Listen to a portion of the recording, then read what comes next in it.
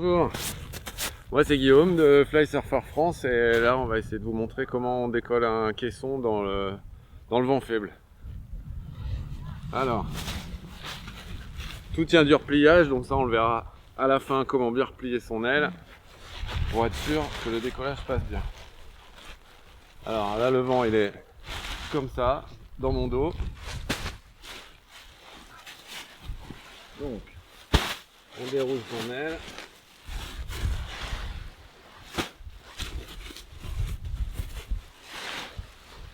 Dans le sens du vent, et quand on est arrivé aux oreilles, on prend la barre et on la met surtout loin des bridages pour être sûr que ça s'en mêle pas. Voilà. Ensuite on finit de déplier son aile. S'il y a du vent, c'est plus facile. Voilà. Hop.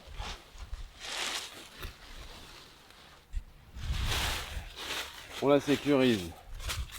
Alors plus il y a de vent, plus il faut mettre de sable. Et surtout près du bord d'attaque. Voilà. Ensuite,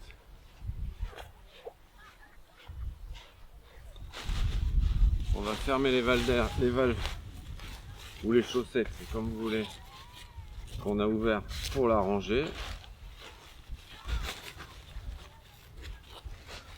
Il n'y en a que deux, Voilà, hein. il n'y en a que deux, c'est un simple petit scratch. Et la chaussette, ça sert à ce que le scratch ne se re-scratche pas quand on l'ouvre. On déplie bien son aile. Et après, on peut aller checker son bridage. Comme on n'a pas besoin de gonfler sa voile, on peut prendre quelques secondes pour vérifier son bridage. Alors, le bridage, ça se vérifie assez facilement. On a 4 étages de bridage. Les avant, les A qui sont devant, en haut plutôt, les B, les C et les Z. On voit que les A sont au-dessus, les B sont bien en dessous. C'est peut-être pas très visible sur la vidéo, mais de où je suis, moi je le vois bien. C'est le principal. Voilà, une fois qu'on a fait ça, on le fait l'autre côté bien évidemment. Et ensuite on peut dérouler un petit peu sa barre. Voilà. Et pré-gonfler un peu son aile. C'est toujours mieux de la pré-gonfler, surtout quand il y a beaucoup de vent. Au moins elle a déjà une forme un peu d'aile. Donc il suffit de présenter un peu les entrées d'air au vent, de mettre de l'air dedans.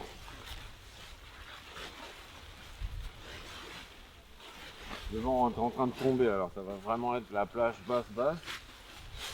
Mais Ouais, il y a deux nœuds là, hein. ouais, peut-être 3. Peut-être. Voilà, mais on voit que le bord d'attaque, la partie verte foncé et vert clair, elle a commencé à prendre une forme un peu De boudin. d'aile. Voilà, on va pouvoir aller à sa barre et décoller. Donc pour être sûr que nos lignes elles sont bien, pas vrillées, pas twistées,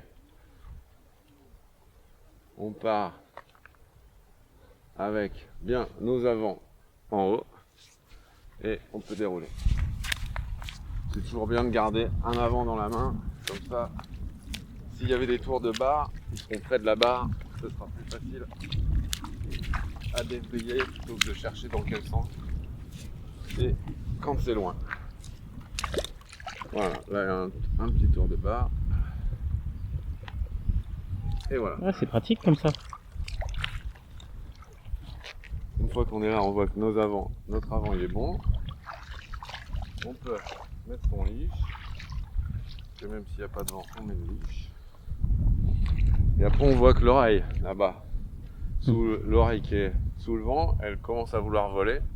Donc on va essayer de faire prendre un peu plus le vent, en se décalant, en essayant de ne pas enlever le petit sac de sable, pour que l'aile reste sécurisée. L'aile elle va monter, et si je la tiens légèrement en bordant, elle va pas basculer, donc je la laisse se gonfler.